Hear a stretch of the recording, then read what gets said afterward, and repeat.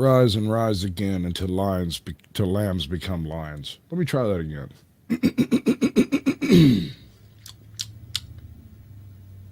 Rise and rise again until lambs become lions. Is it not going to work?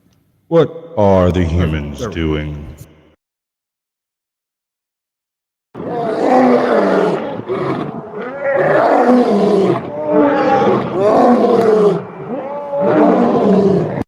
I don't ever slow up, no I don't take shit. I got no love for the fakeness. If you wanna play tough and wanna hate this, I'll always show up. I don't ever slow up, no I don't take shit. I got no love for the fakeness. If you wanna play tough and wanna hate this, I'll always show up and make a statement. I don't ever slow up, no I don't take shit. I got no love for the fakeness. If you wanna play tough and wanna hate this, I'll always show up and make a statement. Everything I do, so instinctive and so passionate. Every word I move, so descriptive like an adjective. I got a vendetta against people who patented being negative when you should be getting after it.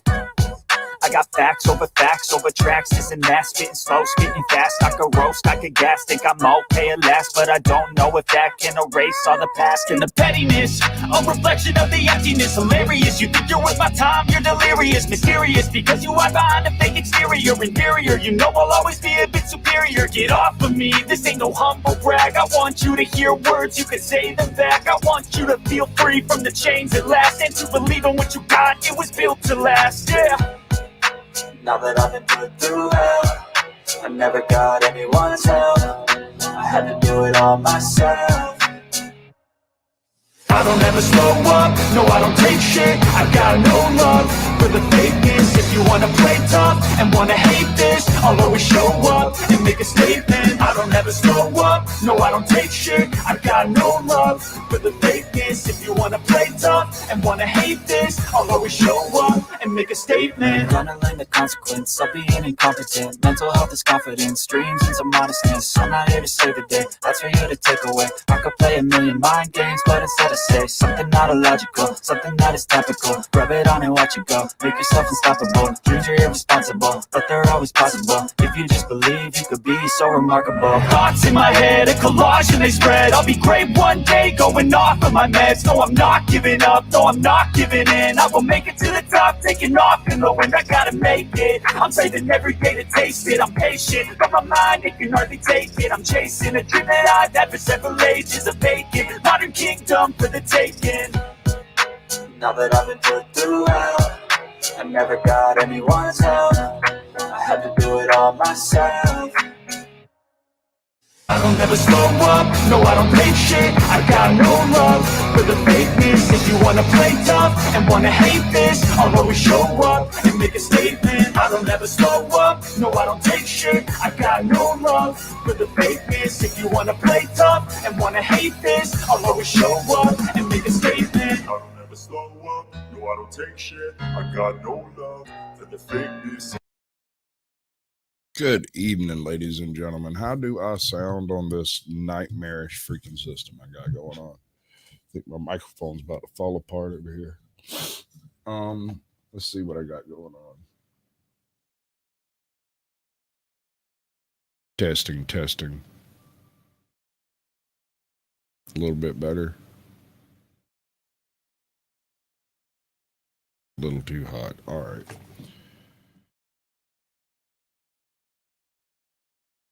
All right. Okay, as we all know, or anybody who's bothering to watch, or anybody who happened to show up, I'm going to get kicked out of here in just a few minutes because I'm an idiot and went live right before the whole world decided to update everything. So the next 30 minutes or so is going to be sketchy as all get out, but we'll get what we can get done, and we'll get it done because doing it's what we do, and we don't do much else, do we? Waka waka. That's not right. There we go. Is that right? I think that's right. I think so. Anyway, hey Joe, what's up, bud? You can hit the link if you want to. I'll accept anybody I can see or I personally know. Either way, you use your icon once I've seen you. You're safe enough. But until we have a taker, I will go ahead and do Mr. Curmudgeon, Captain Curmudgeon, get off my lawn. And do Grand not Ayatollah comply. Anthony Fauci, supreme leader of the cult of the Holy Lab Coat. Okay. Wait, As- this needs a little explanation. So I don't usually do a nightly stream. And the past, I don't know, 4 days or so, I've done a stream just about every day. So I figured I have nothing better to do right now. I didn't finish the thing I was doing last night because it went really, really, really late because we were having fun.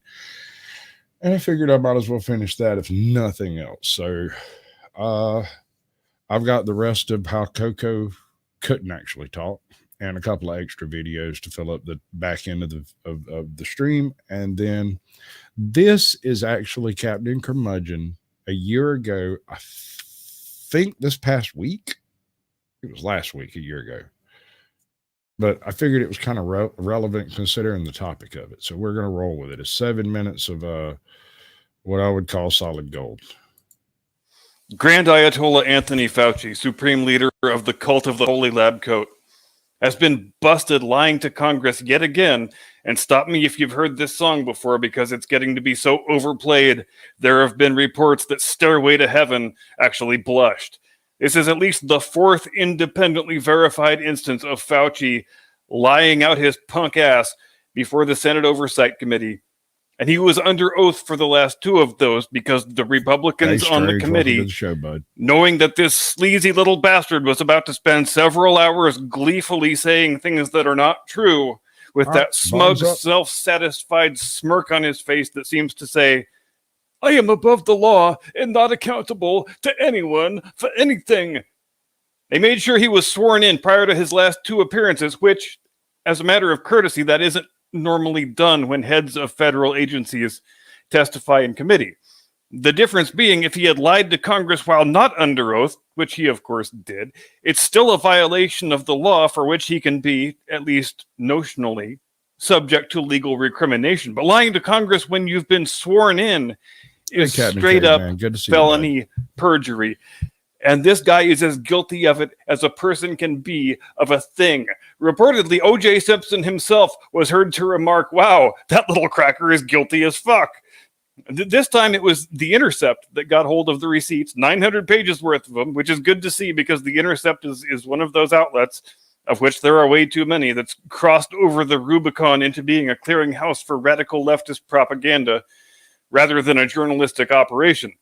The Intercept, as you may remember, is the outlet that was founded by Glenn Greenwald, who was then last year unceremoniously thrown out of his own company, deplatformed from social media, and hounded all the way out of the country for not towing the establishment line on all things COVID related. So it's nice to occasionally see real journalism still being done by places like that. And in a strangely ironic way, it lends even more credibility to a report like this latest one, wherein The Intercept, as a result of a Freedom of Information Act request, got hold of a full 900 pages of records from the NIH and the NIAID, whose contents established beyond any possible shadow of an inkling of a doubt that U.S. taxpayer funds absolutely were sent to the Wuhan Institute of Virology for the express purpose of performing gain-of-function research on bat coronaviruses. We already knew, and if you're a regular viewer of this program, some of this will be a rehash, so do bear with me, that China did not meet the minimum standard criteria for being allowed to build a biosecurity level 4 facility, that they had to get a special dispensation from a WHO select committee in order to be able to build it, and that Grand Ayatollah Anthony Fauci, surprise, surprise, is one of the people who sits on said committee. The only condition stipulated by the WHO for China to be able to build the Wuhan Institute was that they had to find an international partner, a country that is qualified to build and run such a biosecurity level 4 facility, which they found in the French, who assisted with the construction of the thing and some of the startup procedures, and who were supposed to be, under the conditions set forth in the WHO special dispensation, exercising daily, detailed oversight on all of the lab's operations. But in the event, at least according to reports, the French got really freaked out about this gain-of-function research that was taking place because this was incredibly dangerous stuff that was being done, and they didn't want any part of it. So they said, the hell with this, we're out of here. Except they probably said it in French. At that point, since China was no longer abiding or even pretending to abide by the conditions and the operating protocols by which they agreed to abide in order to be permitted to build the lab in the first place, it then was the job of the WHO to shut that facility down immediately. But Tony Fauci and his good buddy Tedros didn't seem bothered in the slightest. In fact, the only move that Fauci and Francis Collins made, who is the head of the NIH, was to send 60 million more of your taxpayer dollars over there to continue funding what were some of the most dangerous virological experiments ever done on this planet, which were being done in and by a country that was unqualified to conduct such research in a lab they never should have been allowed to build, and without the international oversight under which they were supposed to be operating. Frankly, if I was Tony Fauci, I'd probably be lying too, because this story is about as damning a tale of bureaucratic recklessness as has ever been told. If he had an ounce of good judgment in that little hobbit-sized brain of his, if he didn't love the red light on a TV camera as much as Brian Stelter loves jelly donuts dipped in maple syrup, he would have quietly resigned sometime last year, legally changed his name, thrown away all of his electronic devices, and moved to a cabin in the woods somewhere on the Maine-Canada border. But I guess hubris is one hell of a drug, isn't it? Now, Tony Fauci has about as much ability to resist a TV camera as Joe Biden does to pass up the chance to sniff the hair of a comely young Lolita while eating an ice cream cone and watching his favorite episode of Murder, She Wrote. Because as his proven verified lies continue to pile up, as he continues to haunt the cable news airwaves all day, every day, making self-incriminating statement after self-incriminating statement, Fauci is only increasing the likelihood that his own death will happen in a federal prison cell, which, all things considered, it probably should. During his last appearance, a sworn-in appearance before the Oversight Committee, Senator Rand Paul, having first reminded him that it is a criminal act to lie before Congress, offered Fauci a fair opportunity to retract his previous statement from May, in which he flatly asserted that no U.S. taxpayer dollars whatsoever were used to finance gain-of-function research on bat coronaviruses at the Wuhan Institute of Virology. And Fauci, egomaniacal and sociopathic right to the last, refused to take it. He chose to double down on the lie. He pointedly refused to retract his previous false statements, but he sure looked flustered while he was doing it. His finger was shaking when he pointed at Senator Paul. He was glancing down at his notes, which I still maintain is a really weird thing to do when someone has just called you a liar and you're defending your good name. And he engaged in what is probably his biggest tell of all, and it's the same tell that Andrew Cuomo has when he's lying. I would love to play poker with either of those idiots, because when they feel backed into a corner, like maybe they've been busted and are in danger of being exposed, that New York accent keeps getting dialed up until they each sound like they're paying homage to Joe Pesci's performance in My Cousin Vinny. Senator Paul, I have never lied to the Congress, and you ain't got no idea what yous are talking about. Hey, yo, Jimmy the Eagle, why don't you hit the music now, Paisan? I have to say, his Anthony Fauci has come a long way in the past year. He does a much better impression of Anthony Fauci now. All right, everything seems functional. I think so. I had a case of the hiccups earlier, so they may make a evil return back into the scene. I don't know what I'll do if I do that. I'll probably just mute up, finish doing what I'm doing. Okay, so as we were discussing yesterday, no, not that one. Koko can't talk, and here's why. Entails acquiring command of a far more complex system of linguistic expression. I bring this up because sign language is a language in its own right, and it needs to be treated as such. Language is about the transmission of information. ASL has features that reflect the fact it's a visual language. It has a different structure, word order, and grammar to spoken English. For example, what kind of cookies do you like would be arduous to sign, so it's turned into cookie you like what kind. And there's no universal sign language either. Across the English-speaking world, you have ASL in the United States and Canada, BSL in the UK, ISL in Ireland, Auslan in Australia, and NZSL in New Zealand. ASL and ISL are more closely related to French sign than British sign. So, ASL and BSL have radically different structural components, word orders, plurals, rhymes, and innuendos. And within sign languages, you will get quite substantial regional variations. Sign language has dialects. That might surprise a lot of people, but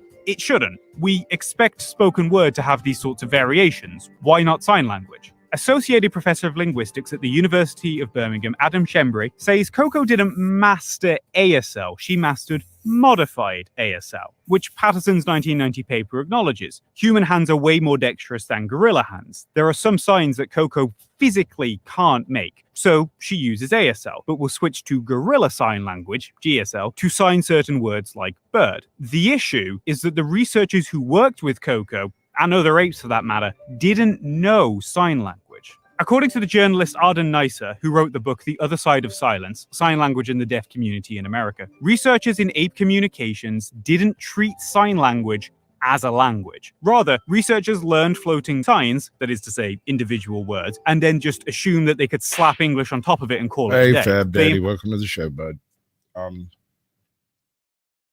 Yeah. Absolutely. Posed English oral features and English oral grammar onto ASL. For example, Patterson's papers on Koko state that Koko's two sign combinations are semantically equivalent to the two-word utterances of a child. Her evidence for this is Koko using spoken word orders, agent action, attribute object. ASL doesn't use spoken word orders. Another example, Koko's rhymes. In ASL, the principle of rhyming is that rhymes look similar. They have visual rhythm. So, hi swing arms, cat whiskers fiddle is a rhyme in ASL because swing arms has a similar movement to fiddle. So Koko's poem, pink, pink, stink, nice drink. Pink, stink, and drink are words that rhyme in spoken English. In ASL, this is pink, and this is stink. Not very similar, are they? Only slightly less amazing than Koko's ability to create rhymes and to understand Pig Latin is her professed ability to substitute a sign for an English hominin of a word she does not know.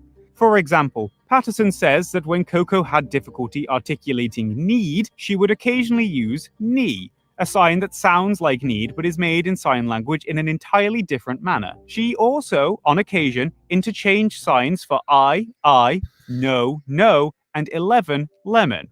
These are mistakes a person learning spoken English might make, but here are the American signs for I and I, no, no, 11, lemon, need, knee. It's the same with the AOO interspecies chat. Nipple sounds like people, sounds like, in spoken English, which Koko doesn't know. This is the sign for nipple, and this is the sign for people. That is not a substitution you would make. Koko might have been communicating even less than initially suggested. And not just Koko either. All apes involved in ape communication studies weren't really communicating, at least not using sign language. There was a catastrophic failure by the researchers in ape communications to treat sign language as its own form of communication. They took a very oralist approach to a non-oral language, and it was an approach researchers weren't interested in correcting. According to an interview Neisser conducted with someone who worked on the Washoe project, I wasn't there long. There was a very high turnover among the deaf. The gardeners wouldn't listen to anything the deaf people told them about ASL. They thought we didn't know anything about it and we were just trying to make trouble. There are 3 shifts in a day. I'd go in, wake up the chimp, change the diapers, and put clothes on. Sit him in a chair and warm up milk, just like for children. I put a little bit of milk in the cup and I waited for the sign drink, thumb in mouth. I made the drink sign, waited. When he made it, I'd put a few drops in the cup and waited for the sign again. He folded his hands and sat back, waiting. By this time, the chimp was screaming, even I could hear it. I wasn't supposed to give any food until he made the eat sign. I watched really carefully. The chimp's hands are moving constantly. Maybe I missed something, but I don't think so. I just wasn't seeing any signs. The hearing people were logging every movement the chimp made as a sign. Every time the chimp put his finger in his mouth, they'd say, "Oh, he's making the sign for drink," and they'd give him some milk. For part of the day, I was just supposed to sign to the chimp about things he knew. things around the place that he knew the signs of. I signed my head off. That's what I was being paid to do. But mostly, the chimp didn't seem to notice. NISA also interviewed a woman called Lauren Petito, who worked on the NIM project. She said, "NIM didn't do anything with the signs. He only used them for requesting things, and even that's too anthropomorphic a description. He never used them in the deeper human sense of making a request. It was an entirely different sort of transaction. NIM could never quite understand he was communicating. He never used the sign as a cognitive tool, and I do not believe that he used them to think with. He was neither able to make certain connections. We impose those connections of meaning and communication. He had his own powerful, deeply wired communicative devices. What we added was insignificant. It didn't really add a thing."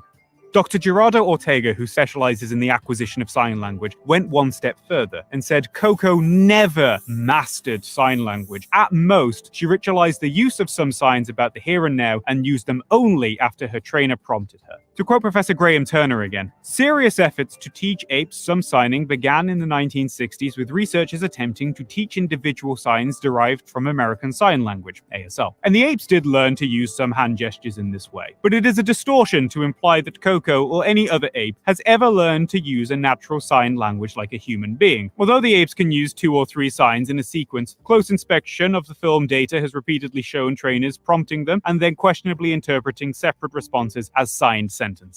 Now, some people will feel I'm being harsh here. After all, some people might have watched Koko and have been inspired to learn sign language to communicate with friends who are deaf. In fact, some people have learned ASL after being inspired by Koko so they could talk to their deaf friends. And not to get on my high horse about it, but why didn't your friend inspire you to learn sign? You know, the person who was in your life and stood to directly benefit from you learning it. Why did it take teaching sign language to a species that couldn't possibly gain anything from knowing it to pique your interest? Why wasn't the basic human right to be understood and afforded language not a good enough reason for you? To quote The Other Side of Silence, Sign Language in the Deaf Community in America's chapter on ape communication, during the spring of 1979, I realized that I had been meeting a number of people, hearing people, who were very excited about ASL. Not because 500,000 deaf Americans use it every day, but because they believe it might be taught to apes.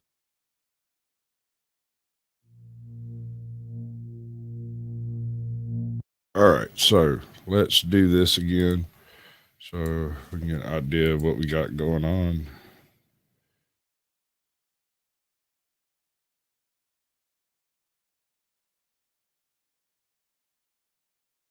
All right.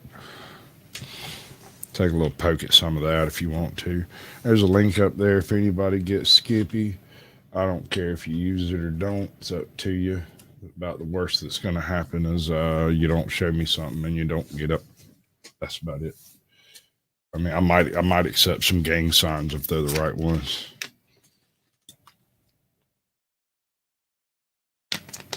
I feel dehydrated, y'all. I don't know what's up. I just feel like somebody snuck in on me last night and sucked out my soul. Went for a ride, came back and put it in wet. It left me all exhausted. Probably got mono from Waffle House waitress.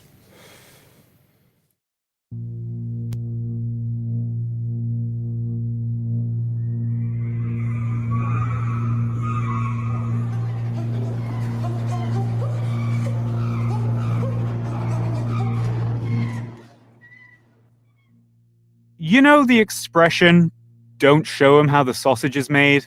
Well, a lot of ape research could be summed up with the phrase, "Don't get too attached to these creatures." With the publication of Terrace's paper, funds for ape communications were withdrawn, basically overnight, and the whole research field just collapsed. So, imagine you're a researcher, and one day all your ape money just goes, and suddenly you're lumbered with a gajillion apes to feed and house. What do?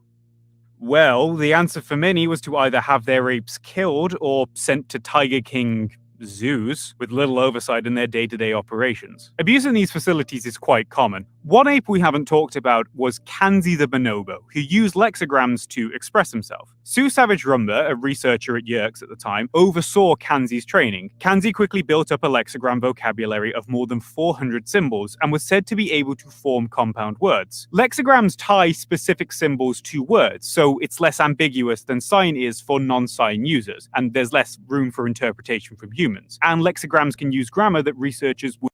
Also, bonobos are considerably more social and more trainable than chimpanzees, your average run-of-the-mill chimpanzee. They are also much less aggressive overall, although they do occasionally rip people's arms off and beat them to death with them. They are capable. They're just not as easily triggered. And we should do a deep dive into Travis one night. If you're not familiar with Travis the chimp, and you if you don't have a strong stomach, you might not want to go looking at some of those. Waffle House waitresses are renowned for giving people things they don't want. Renowned across the realm. Like, definitely, like, venereal disease, chlamydia, mono, mushrooms on my hash browns. They're the really horrible things. Would be familiar with. Kanzi uses the lexigram and gets the right words 9 times out of 10, and he'll show things like if-then sentence structures, and Savage Rumba showed Kanzi could respond correctly to verbal commands without facial cues from her. Could you put some soap on your ball?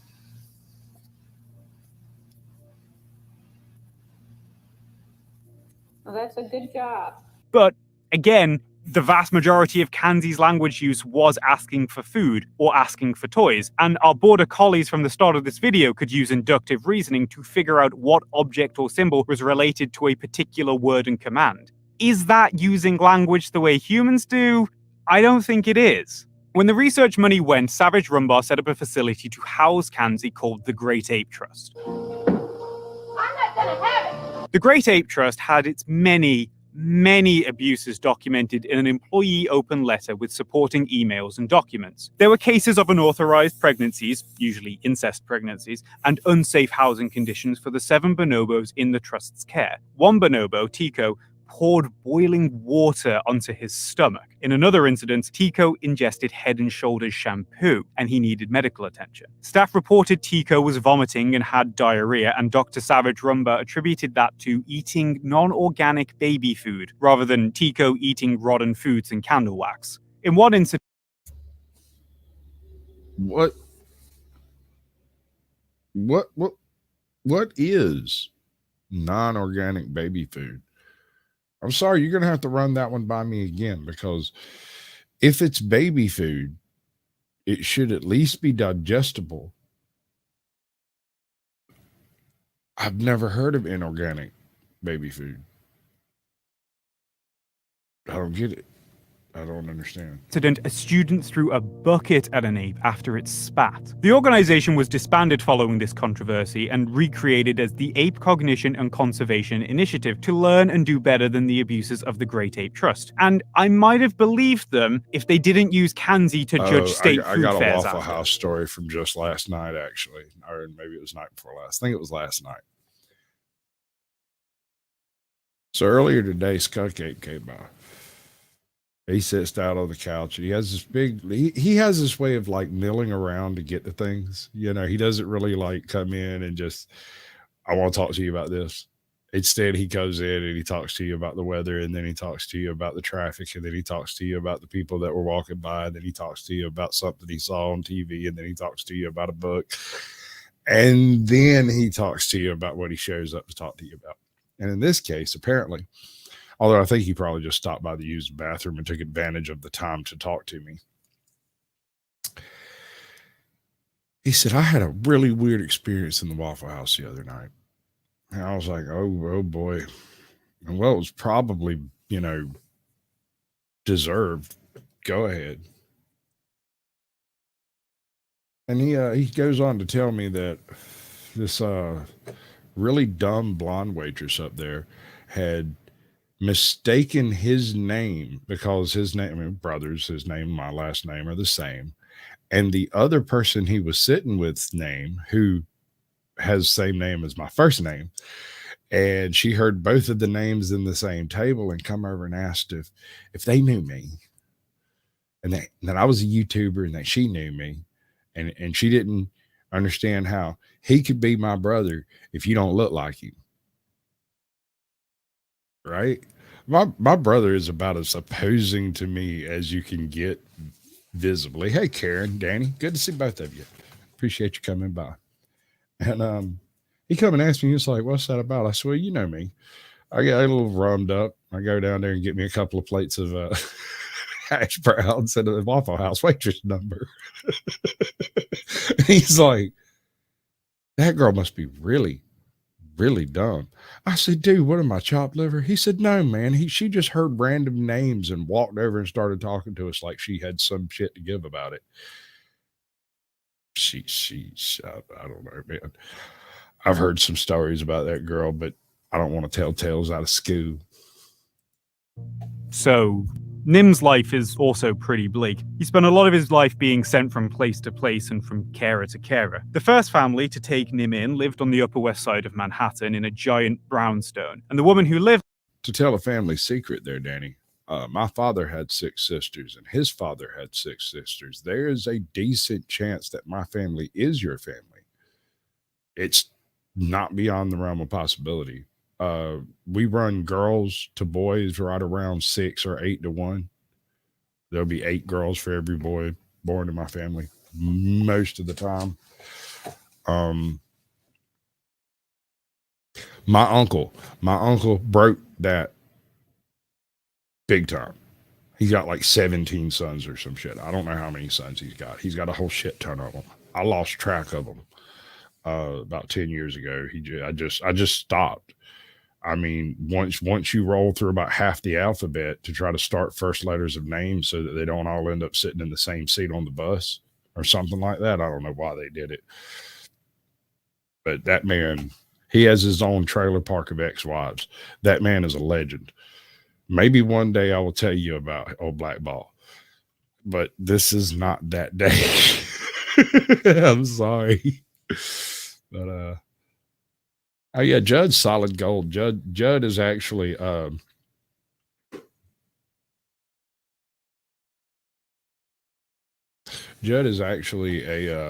multi-dimensional being and exists in several places simultaneously. Lived there raised Nim like her other children. I breastfed him for a couple of months. When Nim started to show more aggressive behaviors, like killing a poodle in a fit of rage, he was moved to a primate facility on the grounds of the University of Oklahoma. Nim would be taken to an empty, bare classroom with no toys. To reiterate, Nim was a chimp. Koko was a gorilla. Gorillas are much more laid back than chimps. Bonobos are more laid back still. If you're going to train one, you want to go for the bonobo every time. Or climbing frames, and was forced to do language drills. There's a graph in Terrace's paper about Nim's language skills degrading with time when compared to that of a child, as in his utterances get shorter and shorter. And I can't help but think, yeah, of course they do, Terrace. The chimp's miserable. We realized, I think all of us, that it was becoming increasingly difficult to pursue the experiment. Nim was scratching hard, he was biting harder, biting more often, biting more people. Following the collapse of the research field, Nim was eventually relocated to a sanctuary. I mean, it looked like a prison. Really stark, ugly, dark, dank prison. And Nim is screaming and holding onto me very tightly.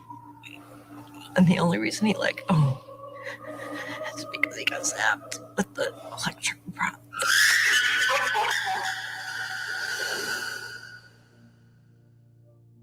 Terrace came back a year later.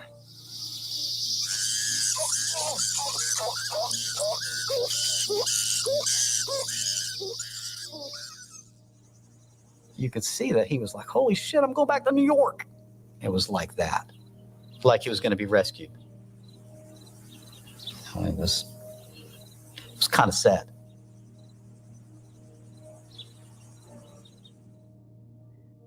Herb never came back. Next morning, he barely ate.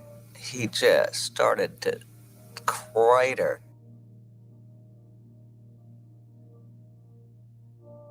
Penny has often described her bond with Koko like that of a mom and her child, and given what we know about ape researcher separation, it's probably good Koko and Penny weren't separated. But that revelation comes with a bitter pill. Koko wasn't so much a gorilla, she was a brand worth $8 million in 2013, and that brand had to be protected. People who worked at the Gorilla Foundation had to sign non-disclosure agreements, which is never a good sign. And in 2012, another open letter appeared from some of Koko's carers saying that Patterson's obsession with the gorilla prevented her from providing an adequate diet and healthcare. Koko was being fed a human diet, including chocolates, sweets, non-alcoholic beers, and Thanksgiving dinners. The Gorilla Foundation has not been secret about that, according to what's been documented in the Koko Pics blog. A USDA investigation into other gorillas in the Foundation's care has found multiple dimensions of neglect in the Gorilla Foundation, including gorillas being overweight and not being tested regularly for TB. In lieu of an actual vet and to help make up for the deficiencies in Koko's diet, Koko was fed vitamin supplements. Multiple former employees said that Koko's vitamin supplements were recommended by Gabby Rita, a woman who, on her website, calls herself a certified naturopath and medical intuitive. Among other services, Rita offers chakra alignments and the removal of toxins through 25-minute power tune-ups over the phone, which cost, no joke, $80. You don't even talk to her. You leave her a message and then she will email you in a day, maybe, to tell you what water you need to buy from her. Oh yeah, Kel Surprise, she's a homeopath, and she put Koko on homeopathic She's medicine. definitely a homeo something. No doubt there. You see that woman? Hold on. Where'd it go?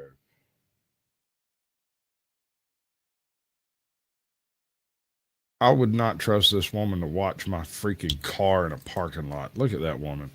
Look at that smug, self-satisfied, I've screwed absolutely everyone I've ever met look on her face.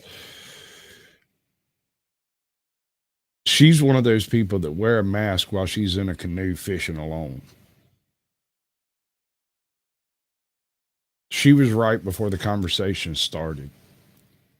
She wants to talk to your manager and then wants to talk to his manager. She reminds me of a chick I used to date. She only stabbed me once. She reminds me of this one particular Waffle House waitress. Yeah, I probably shouldn't go down that road. We're going to go back to the video now.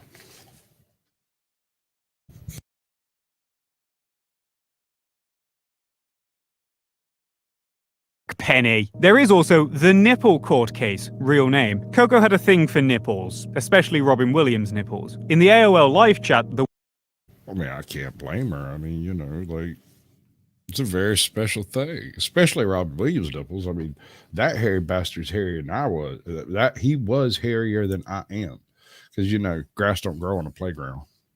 The word nipple appears a lot, and showing Koko your nipples was expected of employees at the Gorilla Foundation. Two former employees. I bet you it was. And I bet you the person that put that into place was definitely a man.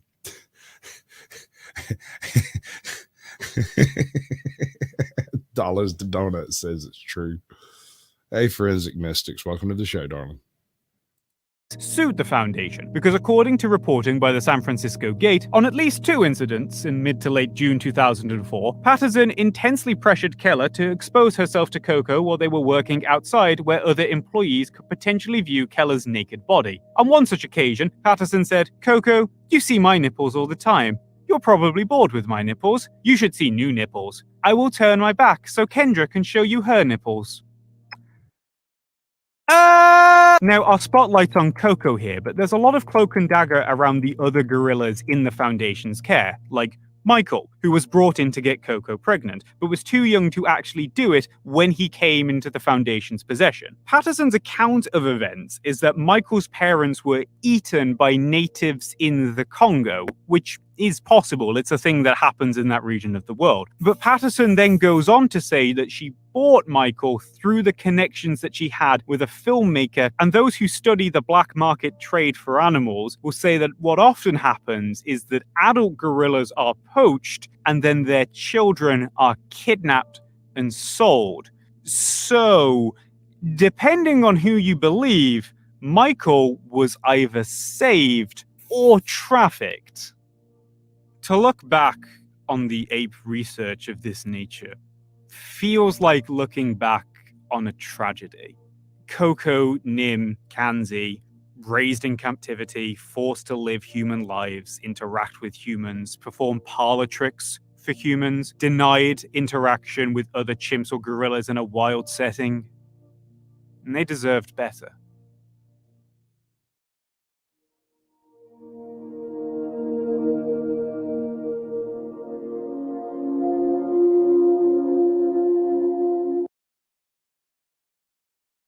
I'll say it again. Imitating human beings was not something which pleased me.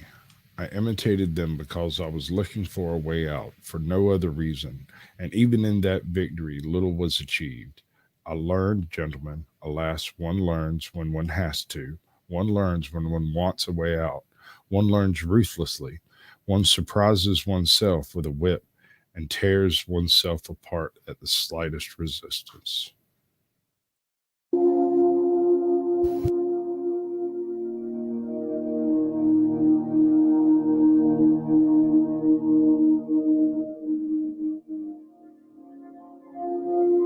One learns at all costs. Franz Kafka.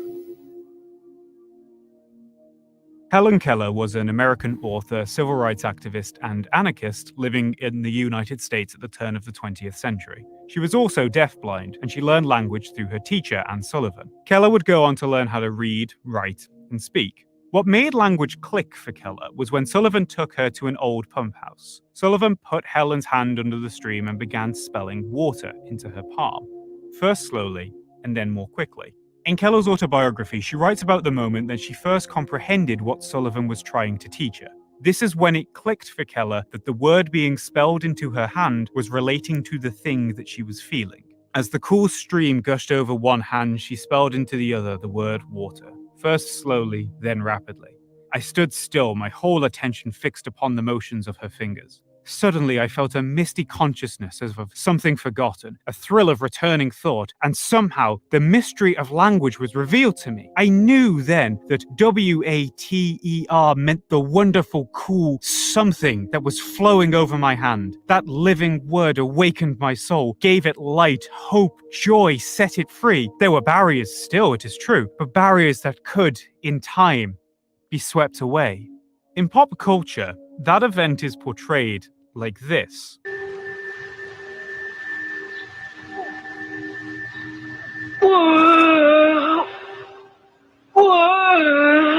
This utterance didn't happen. It's a One of my most hated things about working in movie rentals was about once a year in the first semester of school, Helen Keller, To Kill a Mockingbird, Grapes of Wrath would suddenly become hot ticket items. Everybody and their sister would show up asking to rent those 4 movies. And they'd take them home, and rarely did they come back on time. So we almost never, we had like 3 copies of To Kill a Mockingbird, and they would all disappear for 3 weeks. And then at the end of the semester, after they failed the test because it was actually on the book, they'd bring it back and say it was a terrible movie and they hated it. But if you go watch the original To Kill a Mockingbird, it's not exactly exciting, but it is a very documentary sort of like it's a movie and it's well done. I think it has Sidney Poitier in it. Maybe. I think so. I don't remember. Anyway, that upsets me. I have to go back and watch it again. This movie got checked out so many times, and at certain times during the year, it would happen twice. It would happen at very like halfway through the first semester, and then again right before the end of the year for whatever reason. I could never figure out that one. It's a small change, but it's a change that puts the impetus on the WA. It's the spoken word. It's privileging communication that is meaningful to us. And I find it interesting that for our collective empathy to work, we needed to give this person a voice. We couldn't recognize the immense joy Keller must have felt finally being able to make sense of a world she had been locked out of without this where. Which got me thinking about one final question. When we set out to learn if apes could learn language, was that even the right question? Why did we need animals to communicate on human terms? Why did Koko's validity rest on how human we could make her? Why is sentience our prerequisite for empathy, rather than just acknowledging a creature's right to be? When you come home from a hard day's work and your dog nestles next to you as you moan about your boss, does that dog need But it didn't to have understand the Sidney word? Poitier in it. What was the one? I might be thinking of In the Heat of the Night, and that's way later. Well, that makes my brain hurt. Words you're saying to intuit something's bothering you? When dogs wait at the grave of an owner who's passed, or they wait at a train station for their owner to come back from work, does the dog need to understand the complexities of the working world for that act of waiting to be meaningful? When Nim became despondent after Terrace abandoned him, does it matter that he never learned to talk when he shows a pain that we recognize? It's been easy for science to sidestep these difficult questions about animal sentience and emotions. But the more we peel back the curtain, the more it seems that animals have deep inner worlds, like we do. I have no doubt Koko was an intelligent creature with depths and complexities That was we it. That never was the one. discovered. The picture that popped in my head was Guess Who's Coming to Dinner, not To Kill a Mockingbird. But I think it's because in Guess Who's Coming to Dinner, the scene that Sidney Poitier does is basically built off of, you know, where he turns and looks almost straight at the camera and does that. He yells at the camera. Gregory Peck does a virtually identical scene in To Kill a Mockingbird, the 72 version. The 62 version. I'm sorry.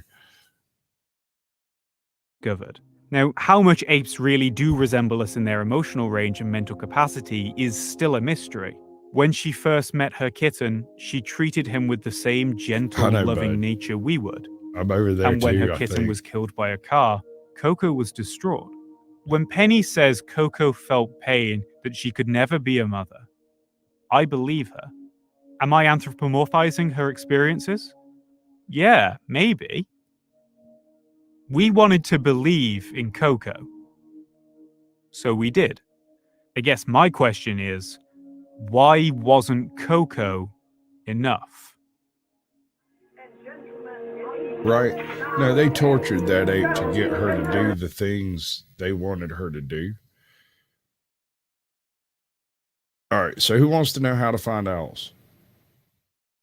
Because that's literally the name of this video, is How to Find Owls. And when I saw it, I was just like, oh, I'm not even going to watch it. I'm just going to cover it over here. I'm going to post a link over there. I'm going to pin it. Although I don't know how well that pin link actually works. It doesn't seem to be working too terrible swift. This ain't a real long video. It's only like 13 minutes.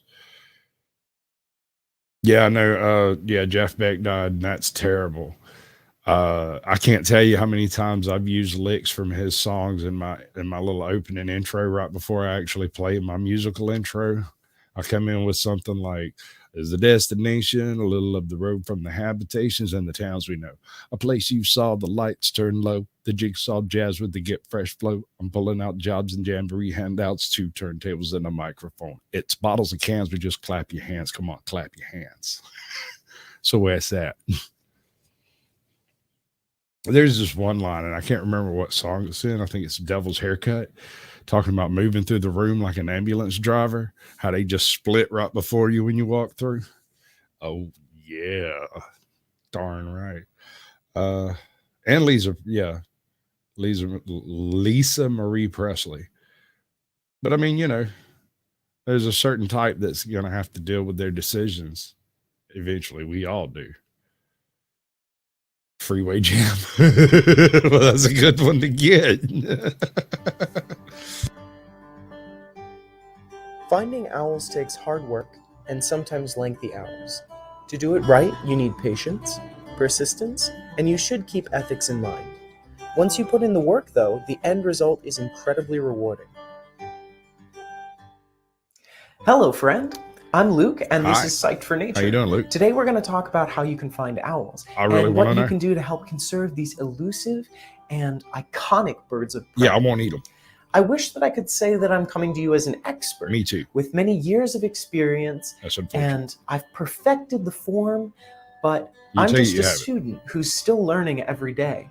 Aren't we all? But hopefully through this video, you can find tools that help empower you to get out into the field and find owls. So you So can give me let's like a get started. spyglass or something? First thing, a little background.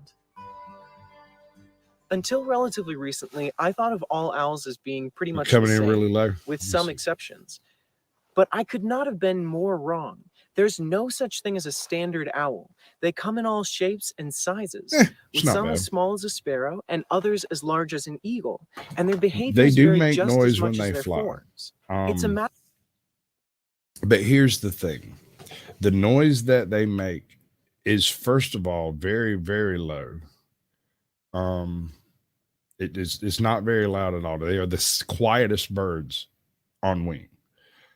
And the noise they make doesn't carry very far. In order to actually hear them, they would just about have to hit you for you to have any clue. And this is kind of funny. And it might have something to do with why the dogman people won't talk to me. One of the very first panels I went on was in some cryptid channel. I can't remember which one. I was still working on it, and there was nobody in chat when I first popped up. By the time I left, there were like 30 people in chat. Yeah, no, you can hear them, especially when they take off, but they're they're almost dead silent whenever they're soaring. Like when they go into like a dive to get a mouse, that makes virtually no noise whatsoever. Like you would have to be hit by that owl to hear it. But anyway, I was on a panel where a guy describes an attack by a supernatural entity. And this is what he described. He was at his cabin and the exterior light had snow on it. And so it hadn't charged. And the light was on, but it was just barely shining. And he could just barely make out that there was something standing on the roof line. And he was like, well, it was like 1.5 feet, 2 foot tall. And he could see the eyes burning deep within its sockets.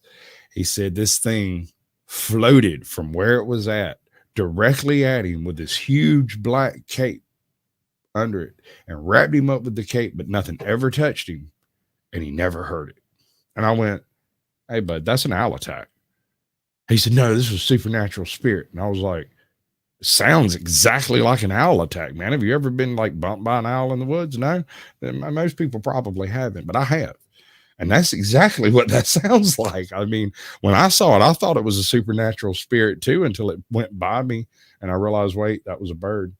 Because you have to consider the fact that you're only out there seeing these things at night. So you don't see them, you sense them. You might catch some eye shine and whatnot, but an owl's eyes can be that wide, that far apart, and it's just as far apart as ours. And so your brain goes, oh, look, eyes, they're this big because we're this big. But it doesn't check out in the animal kingdom. That owl's only about yay tall. And I thought it was one of the most hilarious stories I ever heard. If it can, coming from someone who was admittedly not exactly a woodsman, right? He wasn't swamp wise, so to say. And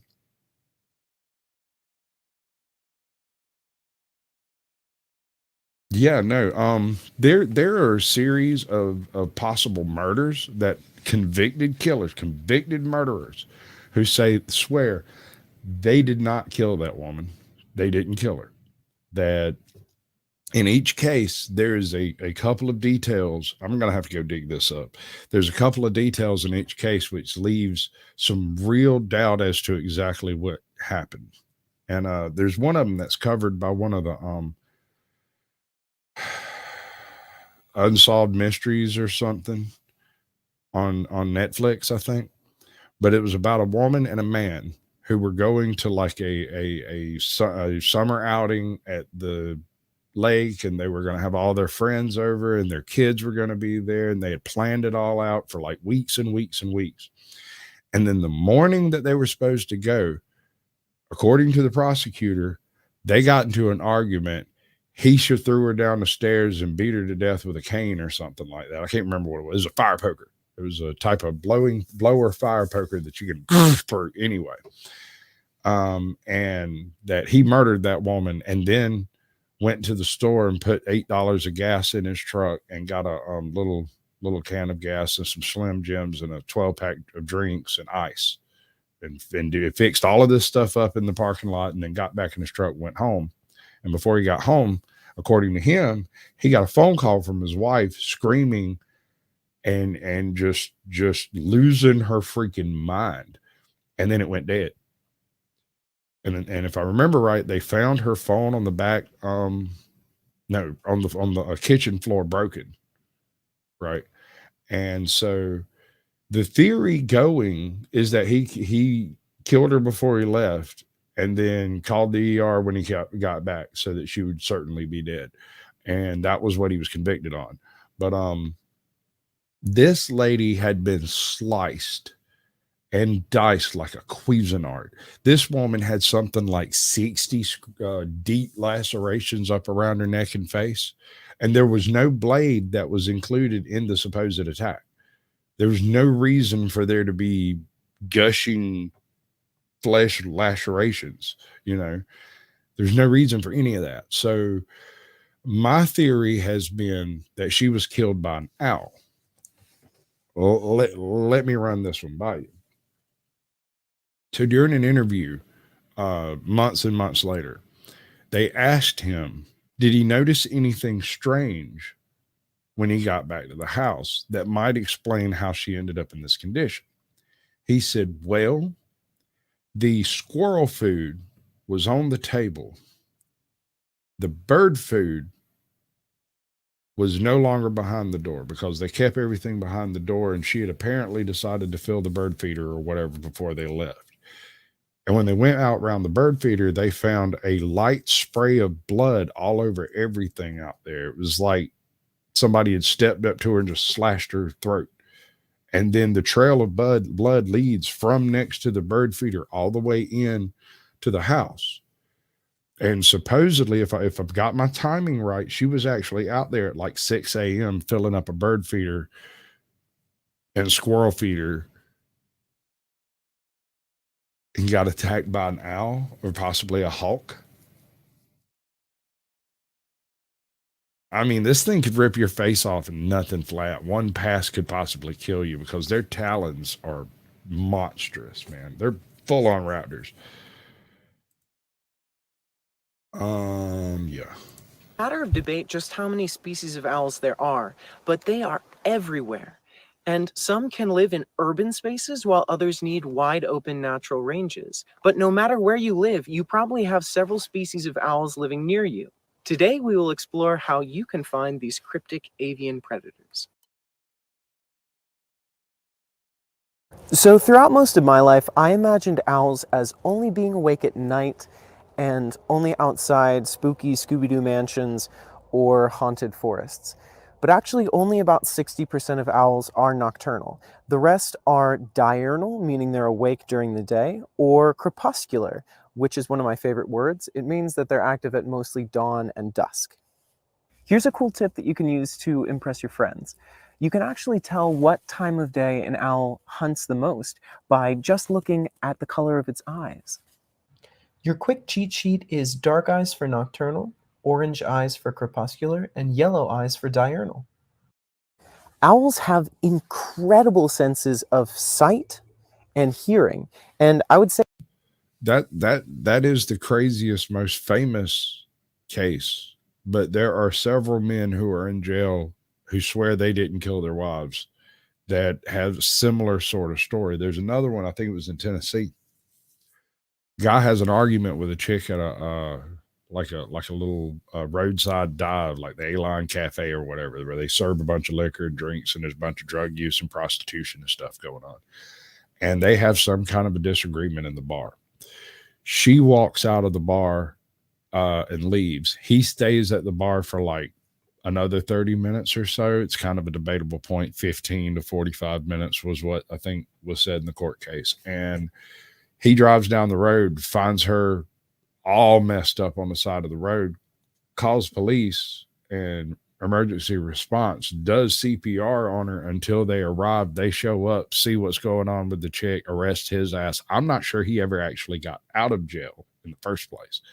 I don't remember the details on this case because all I really got was kind of an overview.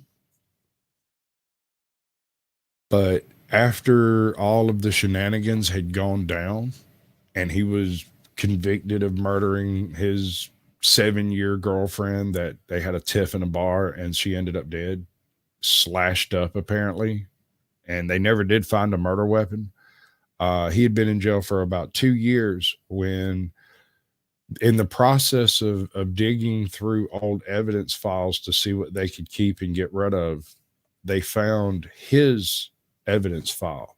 And in the file, they found an unused document for the court case that was a coroner who had said this looks unlike any knife attack or attack at all by a human he had ever seen. That if he had to guess with no further information than just what was in front of him, he would have believed that she was attacked by an eagle. And it goes a step further. There was an eagle claw, a broken piece of claw that was included in the file. And there was no reference to it through the autopsies, through the investigations, nothing about this one dude who was like, it kind of looks like a bird attack. And the cops are like, nah, that man murdered that woman. And their job is to get a conviction. His job is to figure out, what killed her. And his professional opinion was that it was probably not done by humans. But they still went ahead with the case and convicted this man of murder. And as far as I know, he died in prison, to forever claiming he had nothing to do with it.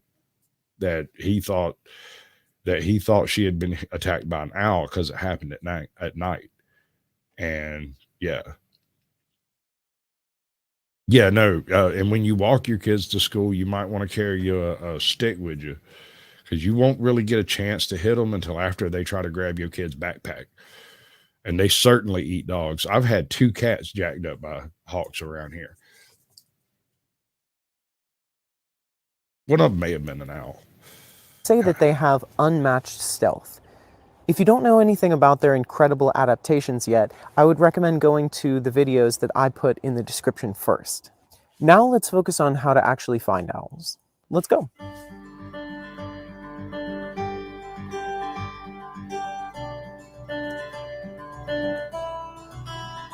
Well, yeah, a chonky eagle might be able to take Friends, a 3-year-old before you go child anywhere, some please make sure distance. that you know what owls live in your area. They could definitely Don't just kill and wander eat off into most the of it. woods like I do.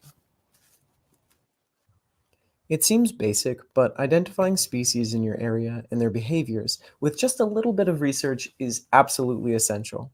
One of my favorite sources for learning about North American birds is the Cornell Lab of Ornithology website. I'm going to focus on the owls of Pennsylvania because that's where I am right now. Oh, also, if you live in the US, check out the Game Commission website for your state. For PA, they have profiles on all of the owls that live in my area. So in Pennsylvania, there are 8 species of owls that either live in the state permanently or visit in the winter. So there's some great possibilities.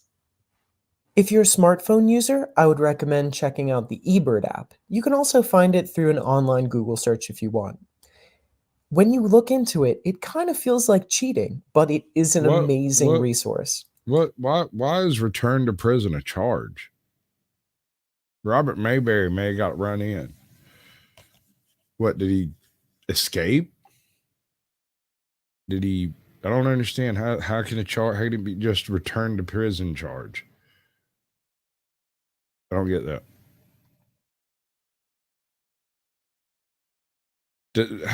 That sounds very interesting. Does he use a stencil? I mean, wait, is he just counting them? little tally marks, or is he like marking the owls? Because that sounds challenging. I used to, completely unrelated, but I got a job at a window making factory at one point in time, and found out after I got hired that I wasn't hired to build windows initially. I was actually hired because, and I quote, according to that guy, you're the craziest person you ever met, and you're not afraid of wasps. And I was like, what does this have to do with wasps? And he takes me out to this big warehouse back behind the factory, and he's got like a bajillion freaking windows back there, and some hornets had built a nest in the very back peak of this place.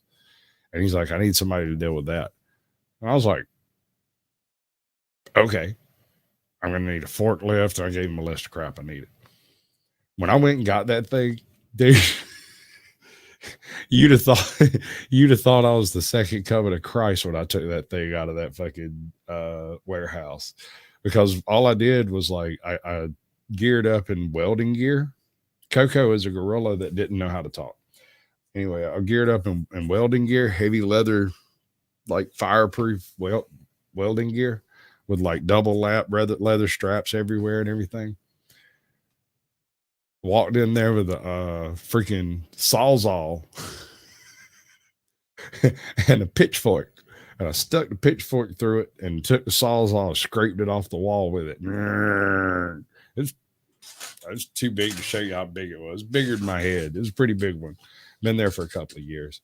And I climbed back down and come out of the warehouse with a cloud of hornets that were just stunning. Like, it was amazing.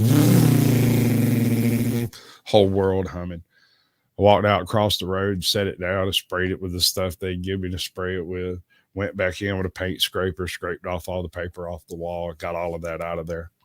But I'll tell you a little secret about hornets. If they make a nest in a certain spot and you clear that nest out, they are like 1,000% more likely to build a nest in that exact same spot again.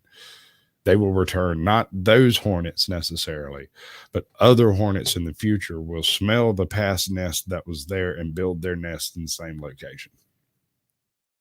I used to have a Suburban that had a red wasp nest problem. The right front fender, for some weird reason, had been occupied by red wasps. After pulling the fender off, cleaning them all out, killing them all, getting rid of everything in it, and spraying it down, washing it with soap and water to try to get as much of that crap out of there as possible, and putting the whole thing back together, within 2 months, there was another big ass wasp nest in that freaking thing. And I mean, like, I cleaned it and then moved it to another part of the county, and the wasp there moved into it. So I sold it for $1,000. As awesome as that big barn door in the back was, it's probably a $5,000, $6,000 vehicle, but the guy I was selling it to knew that it had a wasp problem, and I really don't want to go riding cross country with a wasp problem. Not mobile. I don't think so. It can show you where other birders have spotted owls, and there are so many users, so there's tons of data points. You could also check online message lists or sighting reports, or even contact a local birding organization for tips on where to find owls. But there is no shortage of information out there for you to use. So now you have a good idea of where you're supposed to go. Why don't you grab your important equipment and head out?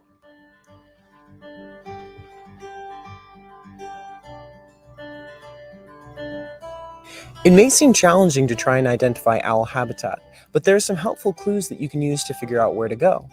So if you're scouting an area, look for places where hawks generally hunt, because hawks and owls actually fill the same niches, just at different times of the day. So like I mentioned before, owls are mostly active at night and dawn and dusk, when hawks are going to roost. So now you're out in an area that can support owls, since you did your research. In this step, you get to flex your detective muscles.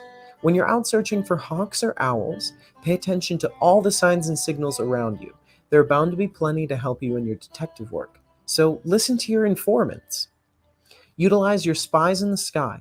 Be alert to signals from flocks of small, agitated birds. There's a chance they've discovered a hawk or an owl and they're harassing it to make it leave the area. Also, listen to your agents on the ground.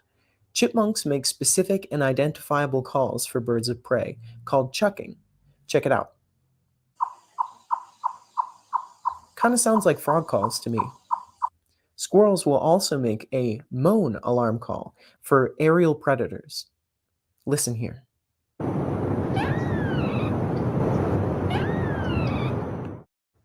Now let's talk about the most important signals, actual hard proof of the presence of birds of prey. Look for pellets or whitewash on or around the tree. Whitewash drips down from an owl's perch and can look like someone dripped paint down the trunk of a tree. If you find pellets, which would be amazing, there is a way that you can tell if it belongs to an owl.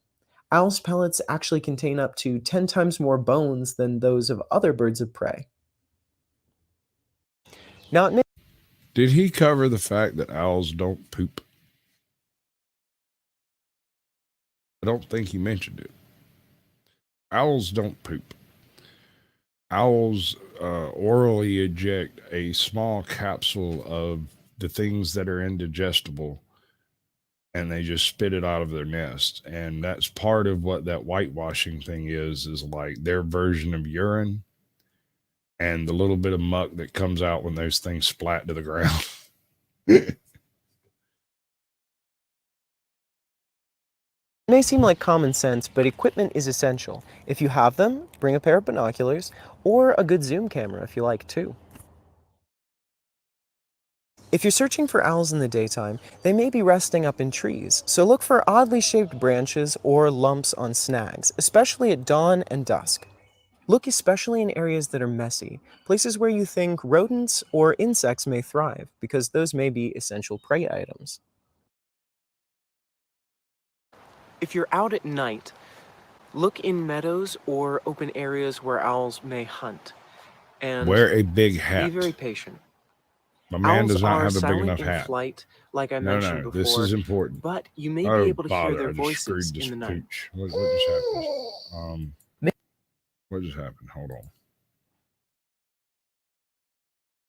No, I don't want Make sure that you picture, keep your ear. Picture. That's not what I want. What just happened? Why did I lose it? Really Ears open, and make sure that you can identify their calls when. That was really strange. If you're searching for owls in the daytime, they may be resting of owl calls to draw individuals closer to you. But this is where we need to discuss Is that working ethics. again? That was weird. So let's talk ethics. So you can lure in owls by playing their calls, or you can at least get them to respond. But you have to be very mindful about when and where you do this, because many areas, like national parks, don't allow you to call for owls because it can be considered wildlife harassment. But why would it be considered wildlife harassment, I hear you thinking to yourself? Well, many bird species use their calls to define their territories. So if you hear a stranger's call, then you think that your territory has been invaded by a competitor. So these birds will then frantically search out this intruder to try and challenge them. And they're no longer performing healthy behaviors when they're doing that, like foraging, caring for their chicks, preening, or resting, or otherwise anything else that they need to do to survive. So now they're wasting valuable time and energy searching out a fake bird. Constantly chasing competitors stresses the bird and causes it to waste its energy on a useless task, which would impact its survival. So never use calls during the breeding season unless you're part of a legitimate, organized survey. And it should go without saying, but don't use them for threatened or endangered species of owls. If you choose to call for owls from your own backyard, here's a few things to remember. First, don't call often. Try maybe once or twice, and then put the calls away for a few weeks. Second, try calling for smaller owls first. That's because larger owls will eat smaller owls. On this point, it depends on what you're attempting to do with an owl. If you wish to call up an owl just to see one, what he's saying works. just takes a little time. Here's the thing, you can't do it like every night because they will hear you calling and think that's another owl's territory and just not go over there. The other option is predator calls. An owl is attracted to the screams of a dying animal, and there are these collection calls, these call collections you can get that are like digital recreations or recordings of various types of animals in distress. And these things will summon up an owl like a demon from the darkness, man. You'll be sitting, and when you, if you do ever do any of this kind of crap, messing around with birds or owls, especially owls, always get you a big old floppy hat to wear, man. I swear to you, those things will rip your face off. They'll get so close to you before you ever realize they were there. It's terrifying. I've had my hat knocked off twice, and I'm so glad the guy that I was out there with was insistent on me wearing a big old floppy hat because I still have this pretty mug, right? Because everybody wants to see me smile, right? Right? Isn't that why we're all here? No? Yeah, maybe. Not quite. I don't think so. It did it again. And okay, all right. There's a picture-in-picture button. The vocalizations of a larger owl, smaller owls aren't going to approach. Likewise, if you hear the calls of a smaller owl in your area, don't call for a larger owl, because that could be like ringing the dinner bell, and you would put that small owl potentially in mortal danger. Okay, ethics lesson complete. So now let's focus on what to do when we actually find an owl. Yeah, you wouldn't want to offend an owl. So now it's the moment of truth. You've actually discovered an owl. What do you do now? You have to remain quiet and do everything in slow motion. Sink slowly to the ground to appear less threatening. If the owl no longer feels threatened, you may get to watch it relax. However, if you're too close to the owl, it will fidget and continue to look alarmed. What you have to do is back off slowly and quietly and keep your body small and low.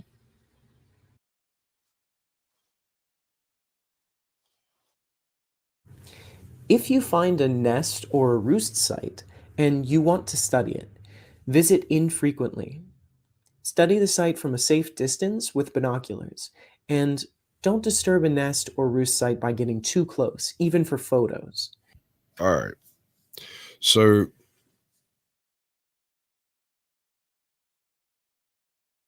there was this one particularly old deer stand, tree house. I don't know. Homecuz got a little carried away with it. It was a little big up there, right? So he had built this tree stand to hunt deer in a particular field. And the deer stand was built probably 20 years before the owl built his nest. And so the owl built the nest near the deer stand, not like right on top of it or right up under it or anything. It was a good 30 yards away, but it was 30 yards downhill at an angle. You could see right into the top of the owl nest. And so anytime you went out there, one of the things you kind of had to check and see was whether the owl was currently on the nest. And if he was, you didn't really want to bug them because they can get kind of ornery. And nobody likes an ornery owl. So I don't remember who made the rule or why the rule was put into effect, but there was kind of this unspoken rule that if the owl was in the nest, you didn't go mess with it. Because I think they used the same nest year after year. Because that thing was there for a long time. Or maybe different owls use the same nest. I don't know how that works, but whatever. You don't want to be the reason that a nest fails or a roost is abandoned. Here's some last tips for you. Keep quiet. Owls have incredible hearing, so the quieter you are, the less likely you are to disturb the birds. Keep your distance. Getting too close may alarm or stress the birds and get you attacked. Minimize lights. While you may need a flashlight to see a trail at night, avoid waving the light around to spot an owl. Keep your lights down so you don't disrupt the bird's night vision and make it use a red and light. vulnerable. Try not to get shot. If necessary, shine the light on a nearby branch and only use diffused indirect light to see an owl. If you intend to photograph them, avoid flash photography. And another quick tip, you can strap a thin cloth or tissue or handkerchief over a bright flashlight to keep it dull and diffused. Many owls play integral roles in their environments, and if you'd like to help conserve our stealthy friends, there's no shortage of organizations that you can help support. So check out the work of the Owl Research Institute and other organizations like the Nature Conservancy who are helping to conserve owl habitat and monitor species. You can donate to help owls, but you can also offer your skills and experience to active projects or organizations. Any skill set can be helpful, and there may be projects local to your area.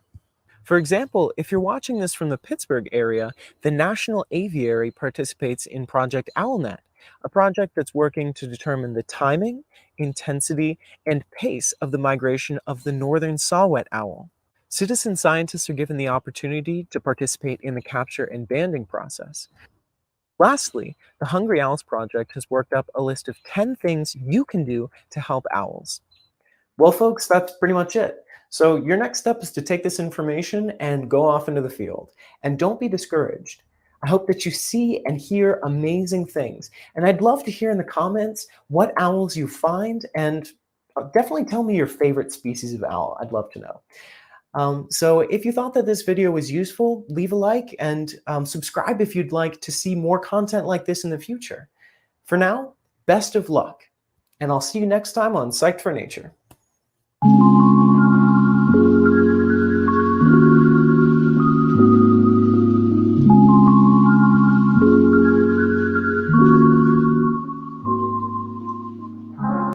Cool. Tracking evasion, the breath of the forest. Tracking evasion. But I'm from a swamp. When it comes to tracking evasion, it usually involves floating. Oh no, it froze-did. Stop it. Stop it.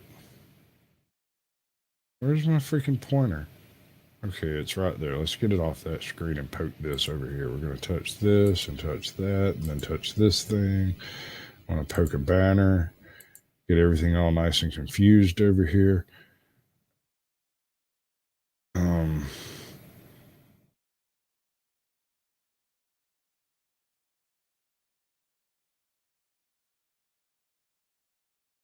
There we go. All right. Wrong button. Do this one. Okay. We've got this is an almost hour-long video. Oh no, it's not. It's only 29 minutes. That's not too bad. We should be able to knock that out. Y'all want to go for it, or y'all want to knock this over and I'll just start drinking again? It's up to you. Give me a 1 if you're willing to continue. I'll let it play until y'all decide.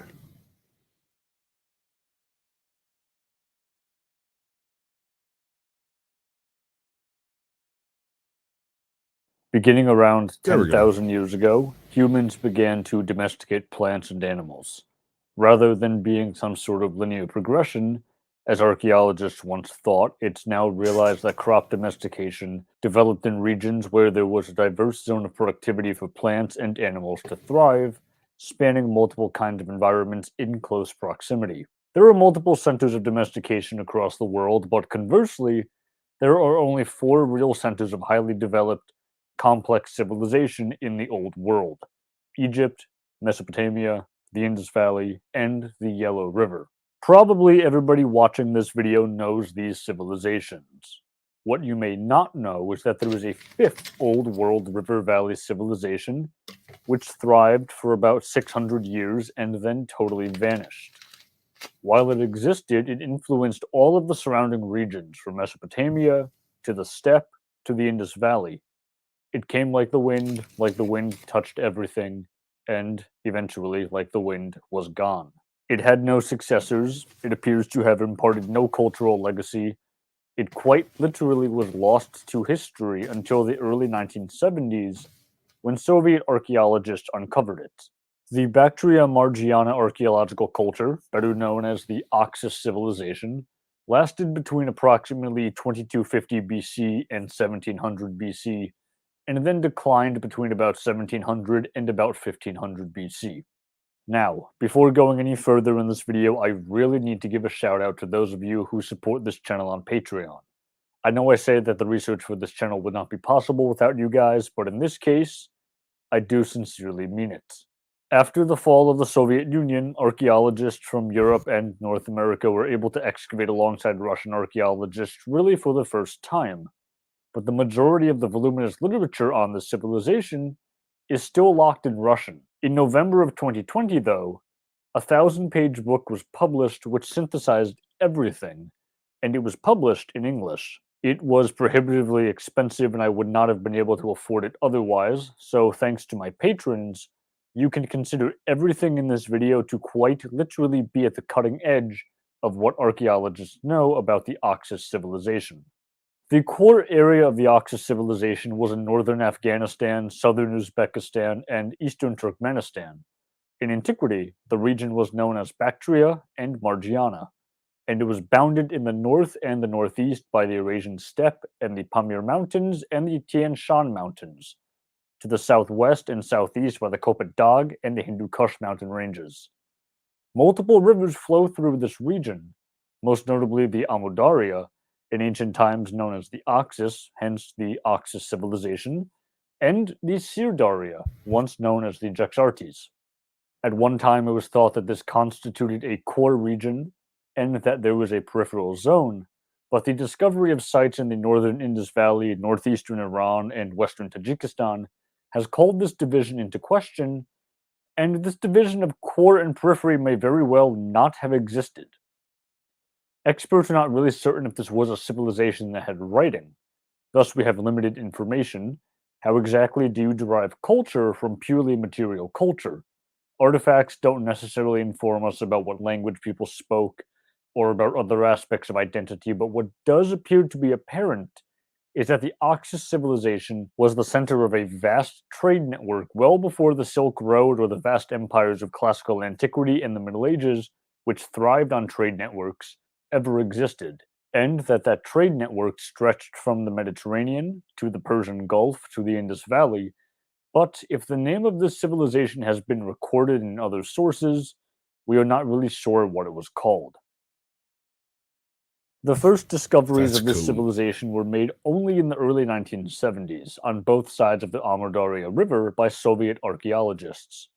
There were earlier discoveries of what would eventually be recognized as Oxus sites, which were made in the 1950s and the early 1960s, but they were not connected together, and at the time they were considered to be part of the Kopet Dag Late Bronze Age, also known as the Namazga period, named after the Namazga Tepe site in Turkmenistan, which sets the chronology for large swaths of Central Asia in this period.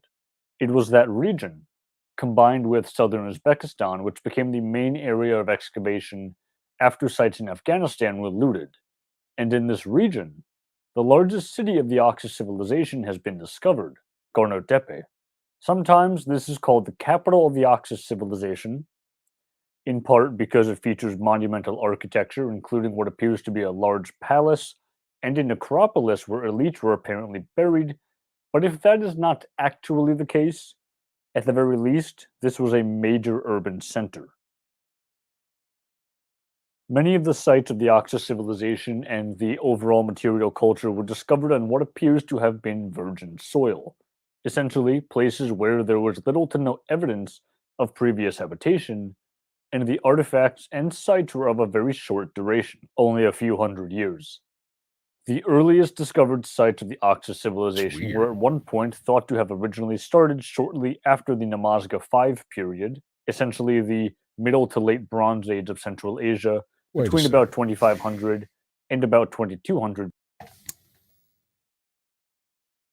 So is he implying that people moved into the area, established a brand new civilization, and then left? Because if all of these sites are built on virgin soil, meaning that they're not in locations of previous settlement, that implies that a high culture came in and planned these sites. They didn't just spring up naturally and organically, that they were actually constructed. And that's more like the Harappan civilization, which is like over there. A little bit. I can't show you. One of these days, I'm gonna remember to turn on my cursor so y'all can see it moving around over here. Anyway, doesn't matter. Immaterial. Off subject. Sorry. BC. What was believed to have occurred was that there had been some sort of an environmental problem which forced an urban crisis, and the populations then had to move from sites in the Kopet Mountains, and thus the Oxus Civilization sprang up in virgin soil from the ruins of this mother culture. However, by the late 1980s, it was clear that, although things like pottery and grave deposits were... There's some debate on whether or not it was a legitimate understanding of language. I mean, there's a big difference between signing something for food and using a structure for understanding. She was communicating hunger or the desire of retreat is one thing. Communicating that, hey, there's a big lion over there going to eat your face if you're not really careful is a little bit of another thing.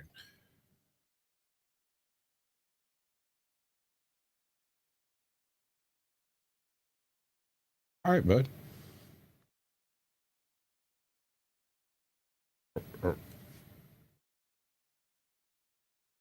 Are we talking in rhymes and riddles? Were indeed similar.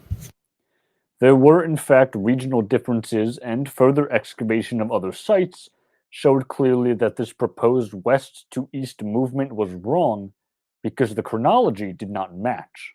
Radiocarbon dates in the 1960s and 70s were rare, and the date ranges between about 1700 and 1100 BC, and about 2000 and about 750 BC were both proposed.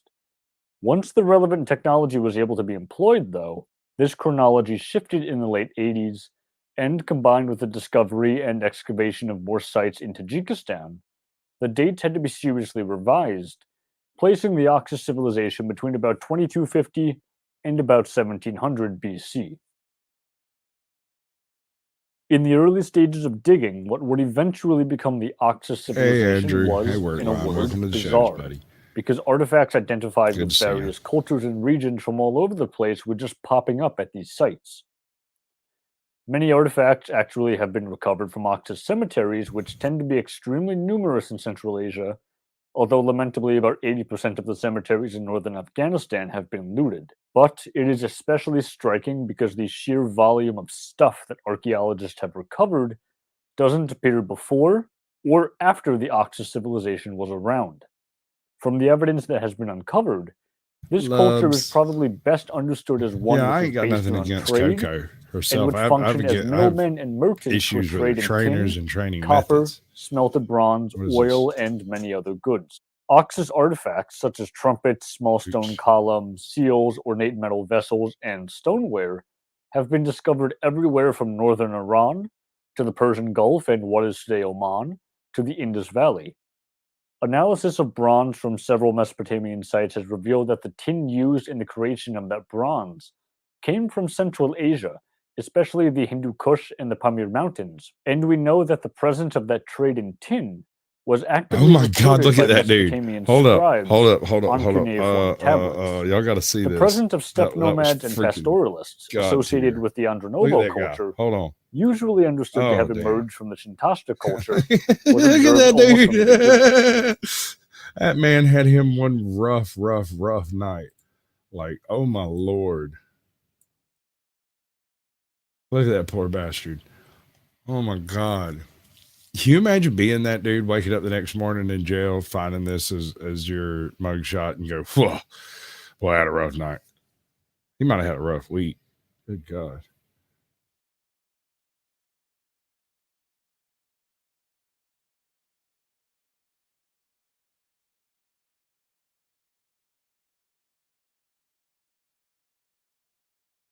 I know I'm a little anal retentive, but it's what makes everything work.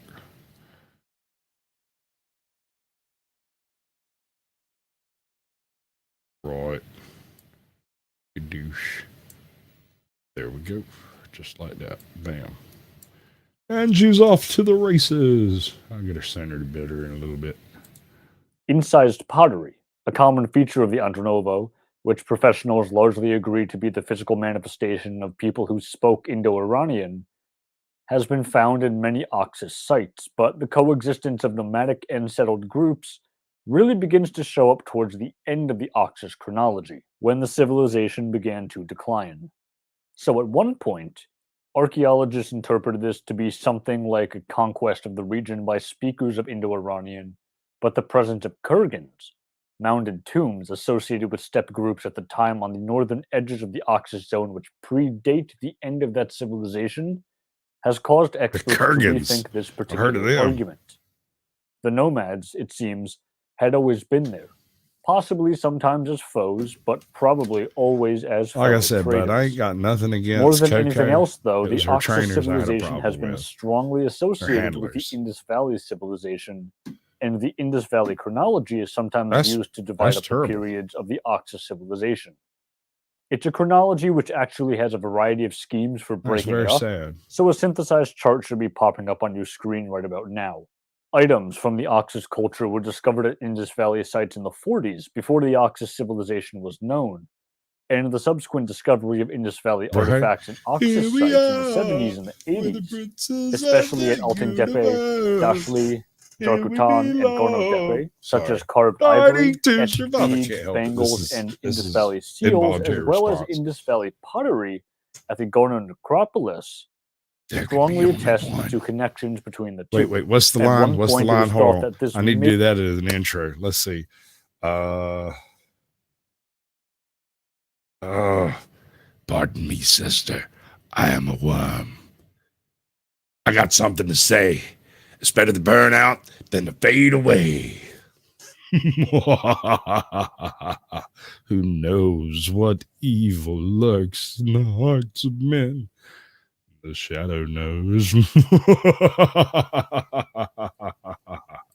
maybe represented a northern expansion of the Indus Valley civilization, but with further excavations and the discovery of an actual Indus Valley settlement at the southern edge of the Oxus zone in eastern Bactria, we now know that the chronology for something like this does not exist, and that instead, the two were just deeply connected trading partners. Science is drastically changing what we can learn about the past, especially climatology. Today, the area is fairly dry, but we know that the Oxus civilization sprang up in the region during a 4.2 kilo-year mega drought event, which appears to have been so devastating that it's credited with helping bring down the Akkadian Empire. Despite this, the Oxus zone appears to have been a fairly wet area, comparatively speaking.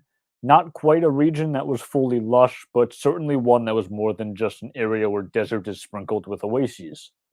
We have evidence of a healthy combination of moist zones, salty marshes, steppe, and desert in the area, and we have the remains of wild boar, gazelle, and asses popping up in the archaeology. Recent studies have also shown that the wood used for building and for fuel came from both riverine and semi-desert environments. Sand appears to have been present from the start, but was held at bay by shrub vegetation. But towards the end of the Oxus civilization, a changing climate, which we will come back to, ensured that those dunes advanced into the temperate zones. It's not certain at this time if there was irrigation for crops in these semi-desert areas. There are the remains of numerous structures which appear to be canals, but many of them entered the cities, and so archaeologists currently think that they were for managing water levels for urban centers rather than for irrigating crops. Now, that being said, it's very probable that the Oxus civilization grew out of the Kopet Dag Mountains, specifically that it grew out of the Namazgha culture which had existed in that area since the Central Asian Neolithic. What we do have for certain are some pottery shards from period 3 of the Namazgha culture, and it's probable that agriculture developed out of this region, but there was actually a gap of a few centuries between the evidence of the Namazgha 3 in what became the Oxus zone and Namazgha 5 and the development of the earliest phases of the Oxus civilization. So right now, it's really difficult to say anything more than this, and we need more digging. The Oxus urban centers appear to have been pre-planned, or at the very least, that's what it seems like. There does not appear to be much evidence of an untidy sprawl in one portion of an urban center from which the whole thing then grew out of. That is a fully became designed organized. city. Instead, the centers are all laid out in grid patterns surrounded by up to 3 rings of walls, often with round or square towers and open places in between the walls, possibly as killing zones for archers should one layer of wall be breached. There were large palaces and temple complexes as well, or what appear to be temples, but the interesting thing, when you zoom out, historically speaking, is that Central Asia has a very long tradition of circular planned cities. Indeed, it's been argued that Baghdad was influenced by this model because the original plan of that city was circular, with 4 gates, I read and the a fact that these case. Bronze Age Central It was a account of an early archaeologist who had been working in Baghdad when they first discovered some of the ruins in that area, and he had this conversation about whether or not the hanging gardens could have been in Baghdad, and they were trying to figure out if that was a possibility. When something happened with his family and he ended up having to move somewhere in Asia, he gets over there and he comes across some of these round city structures. And he did this whole paper on the idea that the Hanging Gardens of Babylon were based off of early Asian designs and may have been a byproduct of Asian influence into the Arab region. I don't know how much I buy that, but it was a very interesting paper. My man put a whole bunch of effort into it, so I figured it'd be worth a read. You know how I do. I read everything. Asian urban sites were rectangular is rather striking due to what appears to have been a break in that architectural tradition. As we went over at the start of the video, the site of Gano Tepe is the largest one which has been excavated and the one which has been excavated most extensively. So while this might eventually change, at present, we are most informed about the Oxus civilization through this one particular and that's not the only thing. He brought up that. A variety. He brought that bit up. He covered several specific structures in Baghdad that very strongly resemble. I mean, they're obviously Arabian, but when you look at them, they look a lot like those weird tiki-tacky temples they have in Japan. The earthquake-proof wooden buildings they build. I can't remember what they're called.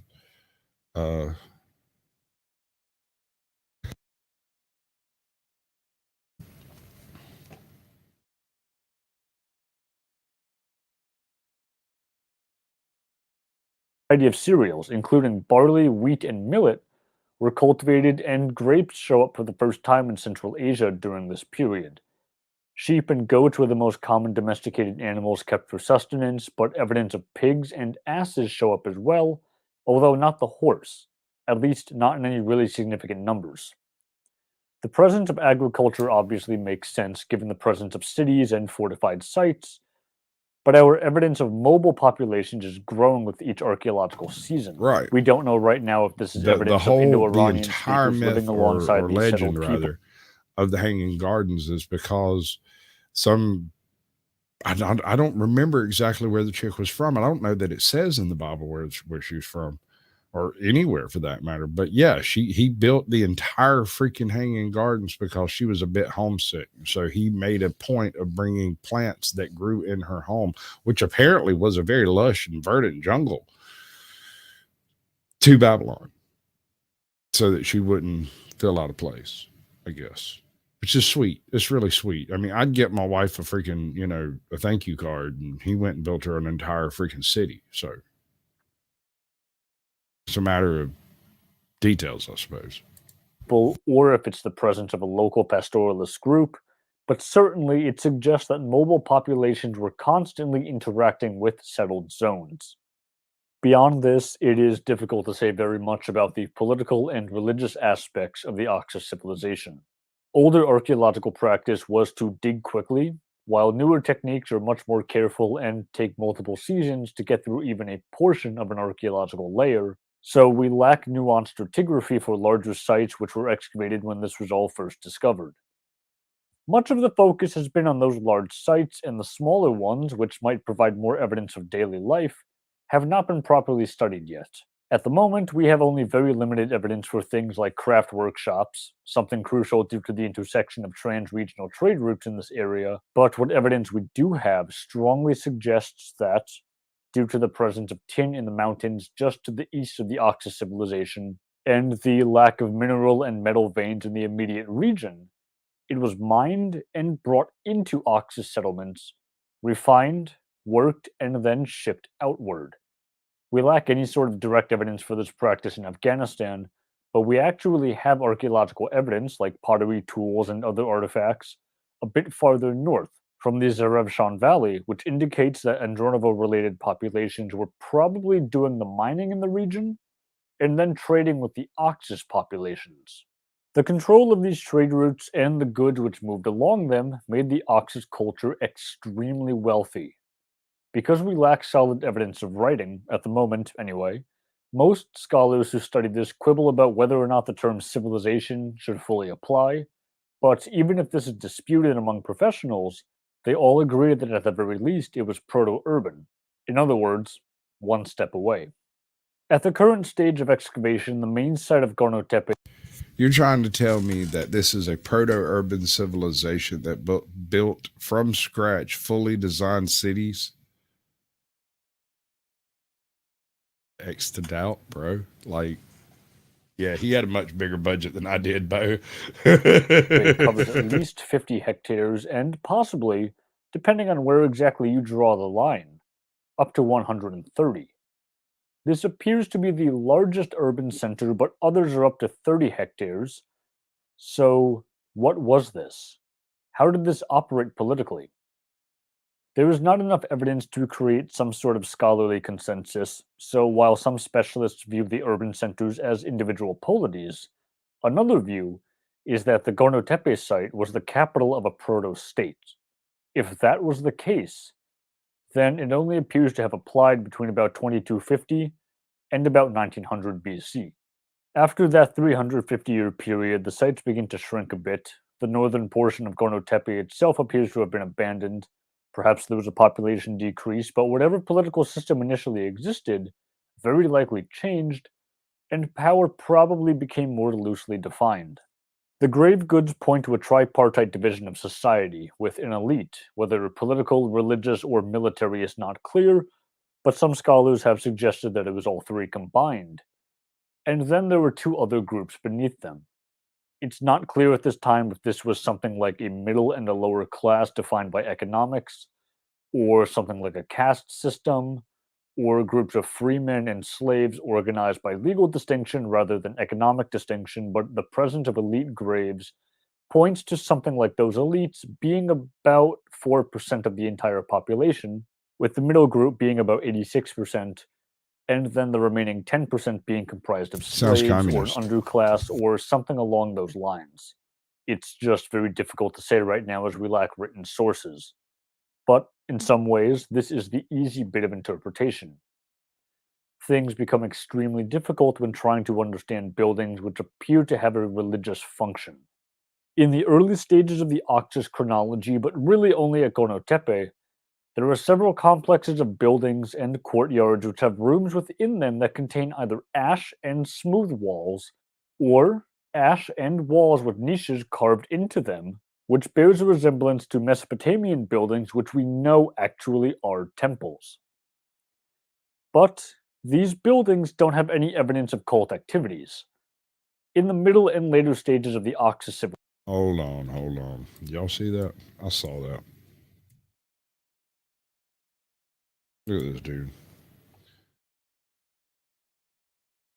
All right, children. If you find your significant other associating with an individual that resembles this man, I strongly advise you to take action immediately. That just doesn't look trustworthy. He's obviously got controlled substances and certainly has them without prescription. If you happen to know this gentleman, I'd like to interview him for the channel. It would be cool, I think.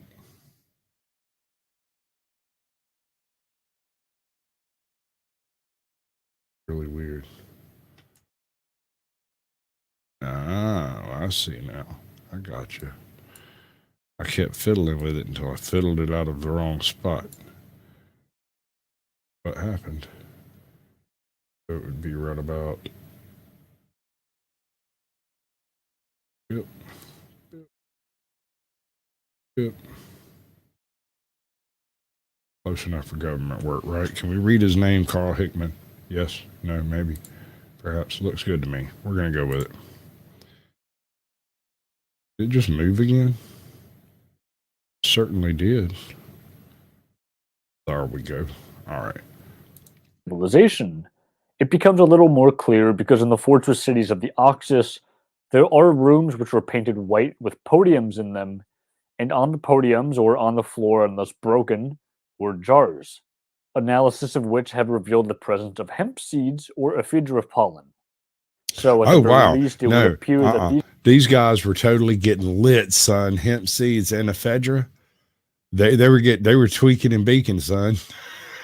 They was doing the same thing this guy over here, right down here, this guy. They're doing what he was doing.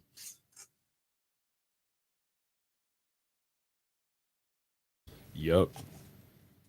These were rooms where people maybe imbibed drinks which had some sort of psychoactive substance in it. I bet they did. There also appears to have been evidence of fires in these rooms. So this, combined with the presence of those ash piles from the previous period, has led some to make the suggestion that perhaps this is an early stage of fire religion, which became Zoroastrianism, but that doesn't have very much widespread support. Some specialists have suggested instead that the presence of these psychoactive drinks possibly points to the presence of soma, a drink which became important in Indo-Iranian religion, which brings us to the end of the Oxus Civilization. The Oxus Civilization existed in a world which was extremely interconnected. You did not walk in one direction and then hit a wall. Instead, you encountered other cultures. Sometimes those interactions probably were violent. Sometimes they probably were extremely violent. We should not try to paint a rosy picture of the past here, but this also was not a zero-sum game. Many of those interactions were peaceful, as we've been discussing for this entire video. This was a world dominated by trade and traders. Eventually, you're going to get intermarriage among at least some people, and it would likely have been normal to have a working knowledge of at least one other language, probably more. We know that to the north of the Oxus Civilization were people who spoke Indo-Iranian, which is a branch of the Indo-European language family, and we know that the peoples of the Oxus Civilization spoke a language which was not Indo-European. Now, how do we know that? And why does it matter for understanding the end of this civilization? Well, Indo-Iranian appears to have split at some point. It diverged into two different language groups. And just as a note here, this is a topic which becomes extremely technical extremely quickly, so I am closely following the work of Michael Wetzel and Asko Parpala, two historians who are preeminent in this particular field, and these two language groups are Iranian and Indo-Aryan. To a degree, all archaeological cultures are artificial. And really, this goes beyond archaeological cultures to pretty much anything in history. Archaeologists and historians impose concepts and periodizations onto the past in an effort to try and study it. Things are not ever completely a direct reflection of reality. And this is largely done because we tend to have certain types of evidence in abundance, like pottery. This is why history is an interpretation of the past. Some of our evidence is garbage, literally and figuratively, but just to illustrate the point, think about those plates and bowls you have in your cabinets. Those aren't necessarily strongly indicative of your identity, are they? But if that's what archaeologists have thousands of years from now, then that's the evidence they have to work with. So, defined by pottery and some other things, we know that the Andronovo culture was a thing, quote-unquote, that existed, but it was not completely homogeneous, and there were archaeological subcultures which existed.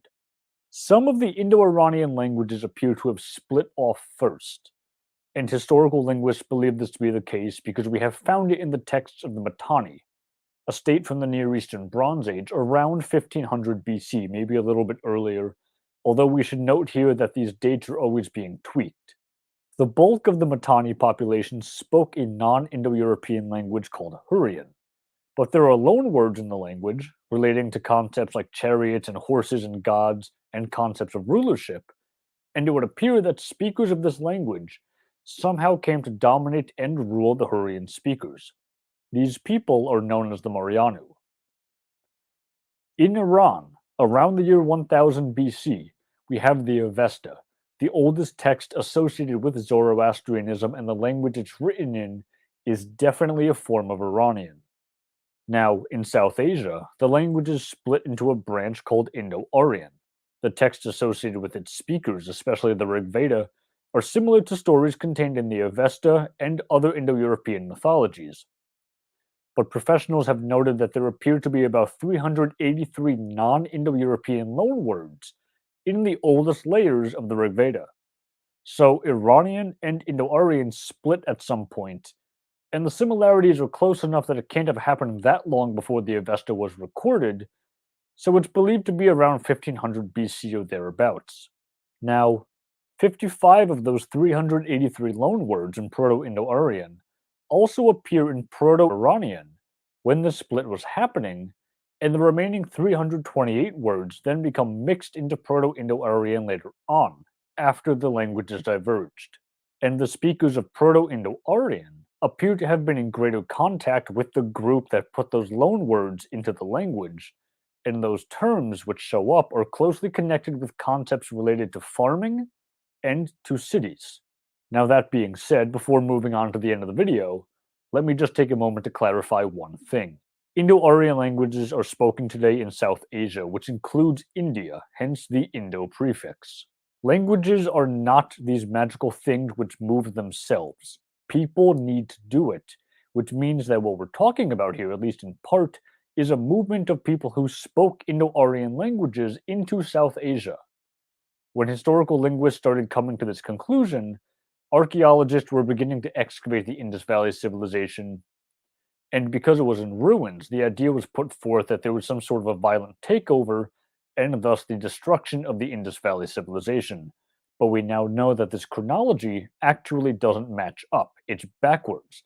The Indus Valley was largely already either in decline, or pretty much done already by the time this started happening. All of this at the time was presented as the Aryan invasion theory, and it was used to justify some pretty horrible stuff in Indian history. But no professional scholar of these subjects takes this seriously anymore because the reality appears to be much, much more convoluted. It's that bit about the Indus Valley Civilization that's going to help explain the substratum of non-Indo-European loanwords. In the late 3rd millennium BC, in other words, the period when the Oxus Civilization appears to start a decline, there is evidence of widespread climate change, specifically a series of droughts and a general drying of the environment. This is not something which happened all at once. This appears to have been a process which took a few hundred years at the very least. What this means, then, is that the steppe would have started to become unsuitable, and around this time, there is more and more evidence of pastoralists living around Oxus sites. Around 2000 BC, graves start popping up in Oxus territory, which contain Oxus and Andronovo pottery and metalwork and weapons. So people were probably moving from the steppe into the Oxus region. Now, how are they getting there? The answer is that they're going through the Inner Asian Mountain Corridor, which crisscrosses in a circuitous route through all of the mountain ranges which lead from the steppe to the Oxus and then eventually into South Asia. It takes a very long time to get from point A to point B. So, if those loanwords deal with agriculture and with cities, well, it would make sense that the speakers of Proto-Indo-Aryan picked this up from members of the Oxus civilization and that it was done very gradually over time. Eventually, some of those Indo-Aryan speakers made their way through the Hindu Kush into South Asia. And we know that people from the Oxus civilization came with them either on their own or because they had since married into the speakers of Indo-Aryan. Because there are DNA signatures from the steppe present in many South Asians today, but there are also signatures characteristic of those who lived in the Oxus civilization present in South Asians. Now, this was also a mixed interaction. We should not write this off as a violent conquest or a peaceful movement. This is not an either-or situation, and it would be very wrong to present it like that. The reality, based on what we know from a combination of archaeology, linguistics, and modern migration theory, is very likely that it was all of them, depending on when and where you were, especially if you were on trade routes. As these groups mixed over the centuries, the Oxus civilization would be lost to the sands of time. But from the blending of the Oxus civilization, Indo-Aryan speakers, and the remnants of the Indus Valley civilization, a new culture would emerge, one which is, in many ways, still with us today. And that civilization is Vedic India. Fantastic. Absolutely perfectly timed. I'm impressed with myself even. I might spend too much time a little impressed with myself. That's certainly a possibility. All right, since that's about 2 hours and this is the end of the show, I suggest y'all all have a very, very lovely evening. And you know what happens if you missed us, right? We watch a movie later. Sorry. Good news, though. We're going to have to move the party somewhere a little bit more private, but you're all invited. Lorenzo will give you the details. Yeah! Just getting started. I know that you want it, baby. Just get on it, ready to go. We know how to party. Pull out the Bacardi, feel it in my body. Put on a show. Yeah, let's go.